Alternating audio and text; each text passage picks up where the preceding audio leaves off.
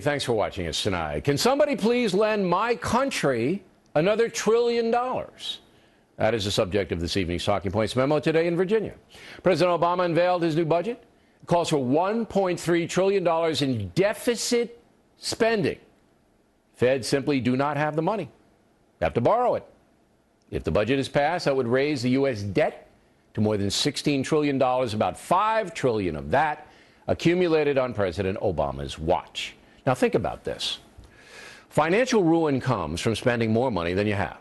Yet President Obama continues to do that, opining that he'll eventually decrease deficit spending by taxing the rich.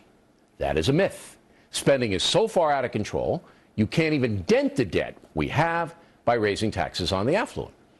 Unfortunately, many Americans don't even care about this vital issue. Look, the facts are the facts. The debt going to, expand to $16 trillion pretty soon is the nation's biggest problem, and he just won't grapple with it. He just won't. Yeah, but you argue this. I mean, I would argue, because this is a long discussion, I don't think the debt matters. But leaving that aside, you don't think $16 trillion in debt matters? Not at all. Not at all.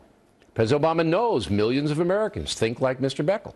The debt to them is a phantom, has no consequences. To those folks, I point to Greece. Over the weekend, protesters throughout that troubled country tried to destroy it. Why? Because the Greek government is cutting entitlements to save itself from default. There will be a 22% cut in the Greek minimum wage and 150,000 government layoffs. Incredibly, almost 25% of the entire Greek workforce works for the government, paid for by the government. That's why the country's bankrupt. It can't afford the pensions, health care benefits, and salaries it owes to public workers. My pal Glenn Beck thinks Americans will soon start rioting in the streets because of economic issues. Beck is coming up shortly. Talking Points believes the American economic machine is still strong, unlike Greece. But there is no question President Obama's big spending policies are putting our currency, the dollar, at grave risk. If the dollar collapses, all of our personal assets, money in the bank, investments, housing, all of that, it's going to be put in jeopardy. Again, I go back to the facts. America will soon owe more than $16 trillion. Mr.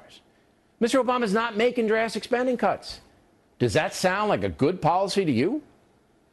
And that's a memo. Now for the top story tonight. You may remember back in 2009, President Obama promised to cut the deficit by half. Yesterday, Chris Wallace made a point of that. In February of 2009, President Obama, 1 month after he took office, made a promise. Let's take a look. Today, I'm pledging to cut the deficit we inherited by half by the end of my first term in office. The president isn't close to keeping his promise to cut the deficit in half.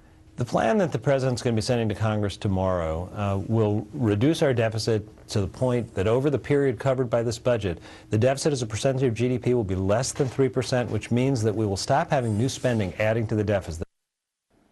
What? What? With all due respect to Mr. Liu, I have no blanking idea what he just said.